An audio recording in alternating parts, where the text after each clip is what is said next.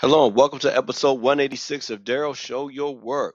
All right, in my last episode, I conducted some malware analysis with the Locker Goga variant of ransomware. So in this episode, I'm gonna be showing how to conduct some automated malware analysis using a website known as Hybrid Analysis. But before jumping into that, I want to remind everybody to please check out ine.com.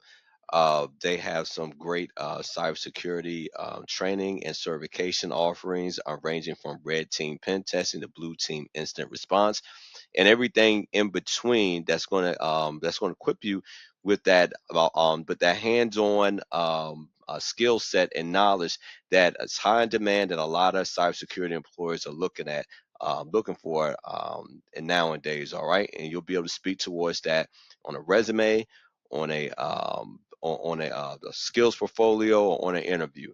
All right, so if you go to get.ine.com/Daryl and use promo code INF 100 Brooks Tech at the checkout, you'll receive $100 off of any of your purchases, with the exception of live virtual trainings. So that link and the promo code would be in the show notes below. And let's get started. All right, so hybridanalysis.com. It's a free community facing cybersecurity platform powered by CrowdStrike Falcon Sandbox. So it allows users to safely submit suspicious files and URLs to determine if they contain malware, and enables dynamic and static analysis of malware in an isolated environment.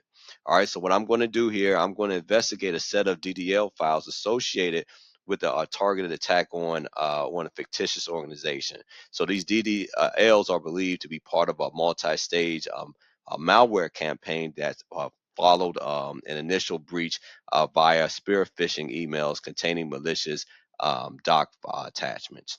All right, so I'm going to go to my browser here.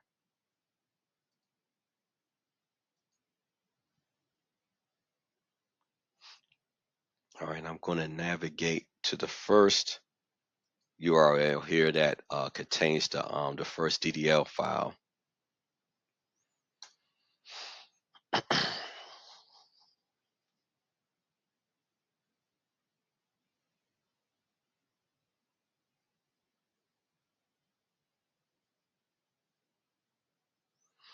All right, so here's the information on the first DDL file. All right, so I'm gonna just summarize everything that's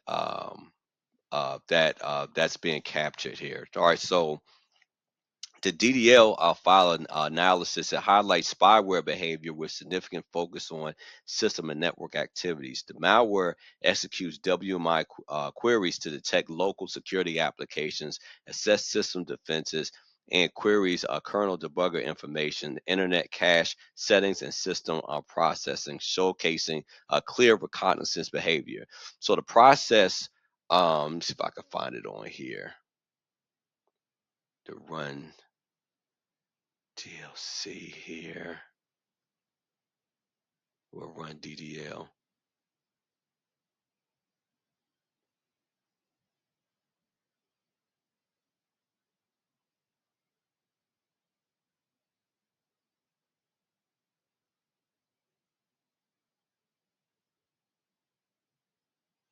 I can't find that run DDL process that I found earlier. Let me see file resources. Well, that's not the run DDL. It's an exe file that I'm looking for. Like exe. Where are you? Run DDL exe.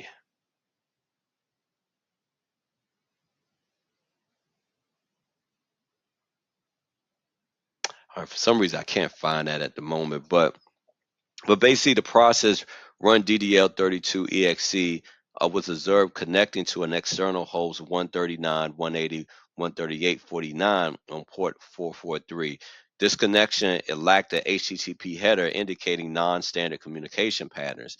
It also assessed registry settings related to non-secure traffic warnings and issued API calls to gather adapter information, possibly to bypass security measures. So the analysis further identified anti-reverse engineering techniques such as high entropy and code sections and imports of the API used for stealth, such as reg close key, get proc address, and create file W. All right, so that is the first DDL file. All right, and this is the hash for it. All right, so I am going to navigate to where the entry for the second one is. All right, give me a second here.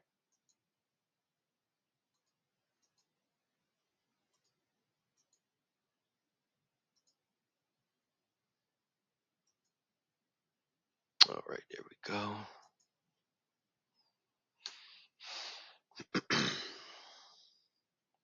And we can see where this is the okay. So this is hash for the second DDL file. We can see how it's been flagged as malicious. All right, and these are all the details associated with that. All right, so let me move back up here. All right, so the second DDL file analysis displays spyware activity through system reconnaissance and evasive techniques. It executes WMI queries to identify antivirus products and queries key debugger process and internet cache information, indicating efforts to gather security related details. The spyware exhibited the ability to terminate processes and connected to external hosts for 45, 197, 133, 23 on port 80. Let me see if I can at least find that detail for you.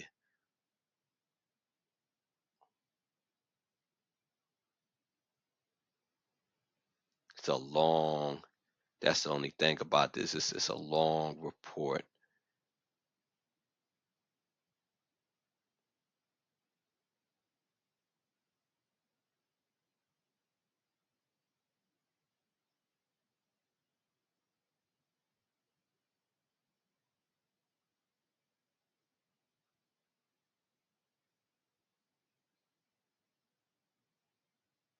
Okay, here we are. Okay, so here's the IP address. There's the 45, 197, 133, 23 address that that it was connected to without the other header. All right, so anti-reverse engineering measures such as high entropy code sections and imports of API-related process manipulation and persistence were present. External references confirmed the sample's malicious nature, linking it to espionage campaigns targeting Southeast Asian entities. All right. And so that's what this is. Oh, here's the run DDA. Okay. So so when we see this country ID right here, that's what I'm talking about. All right. So IP address, here's the port 80, here's that run a DLL32.exe file, and here's the country that that Asian country that it was targeting. All right, Southeast Asian country. All right, so then let's take a look at the third entry here. Give me a moment.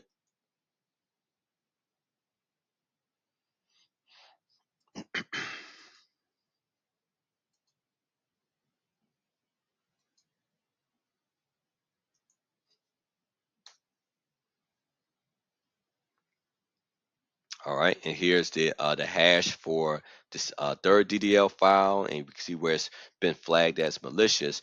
All right, so the third DDL it demonstrates suspicious behavior, including WMI queries for local security applications, kernel debugger information, and internet cache settings. It employs evasive techniques like process termination and anti virtualization checks via MAC address detection.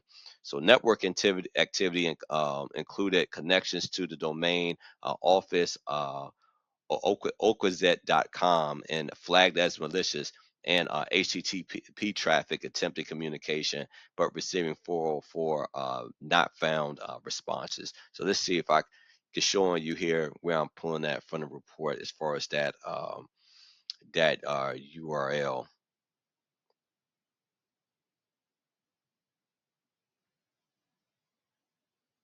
All right, here's what it is with the WMI references. All right, that's where that's being pulled from.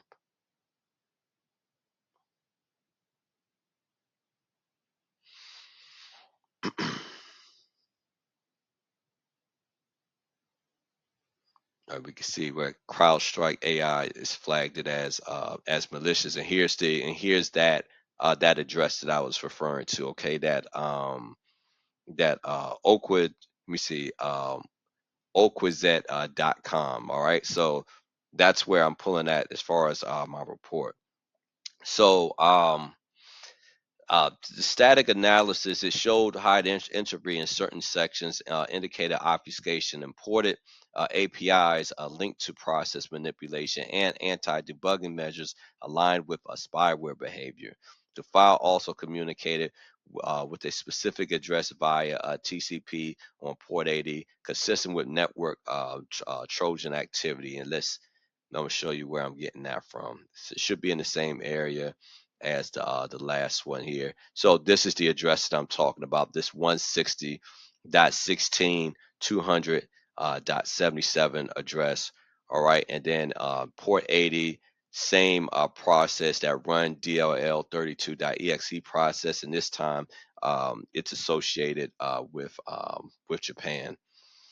All right, and then the last DDL file that I want to look at here. Give me a moment.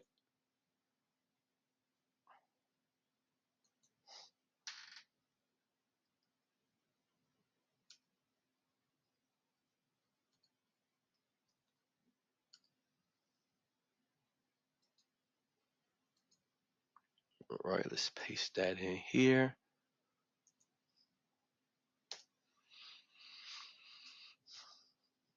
All right, so this is the hash for the last DDL file, and we can see how it's been flagged as malicious by a hybrid analysis. So this fourth DDL, it demonstrates malicious behavior, including querying antivirus products, modifying system security settings, and leveraging registry keys for persistence. It executes WMI queries for system information and contacts to remote IP 4576.190 to 10 on port 443 without HTTP headers, raising suspicions of unauthorized communication. And let's see, go down here to that map section again to show you where that is.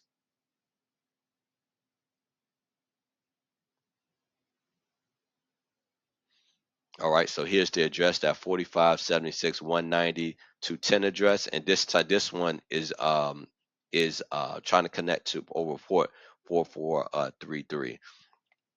All right, so spyware capabilities such as adapter information retrieval, process information querying, and internet cache inspection was noted. The file employs cryptographic operation, code injection, and anti-debugging techniques. References to network related APIs and other email addresses suggest potential data exploitation attempt. And let me see if I can find some of those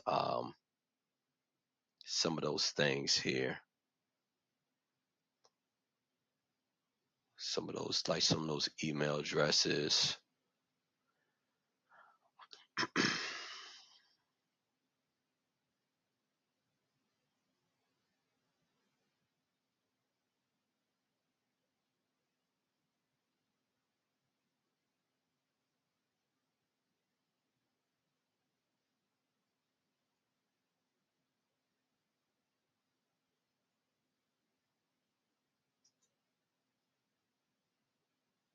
me see now. And we can see here too where different elements of it are being tied to certain tactics and techniques and procedures associated with the MITRE attack framework. But see, I'm trying to find exactly where I saw those emails.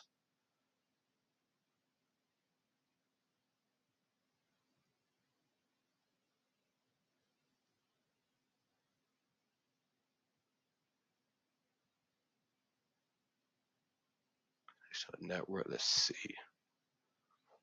All right, so here's the process again, and again connecting to this IP address over port 4433. See external. See, where are you? Oh, not there.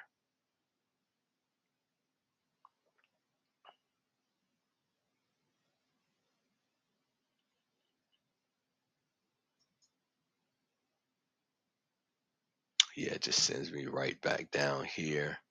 Can't find those emails at the moment, but that basically this is this is how this particular DDL fourth DDL file works. All right, so this was just overall. This was just an example of how we could automate malware analysis. So before I manually triggered the that ransomware file to basically in a sandbox environment to show how it works and showed it in real time. With this time, I've taken some collected samples of malware, uploaded it to hybrid analysis, and basically just reading off the report here of what was found those regarding those these DDL files. Still looking for that email, those emails here. Yeah, still don't see it. All right, so anyway, please like, share, and subscribe. Most importantly, show your work. And please be sure to check out ine.com for their cybersecurity certification and training offerings. You will not be disappointed with the hands-on skills that you will walk away with that you'll be able to speak towards on a resume, in an interview, and on the skills portfolio. So until next time, take care of yourself and God bless.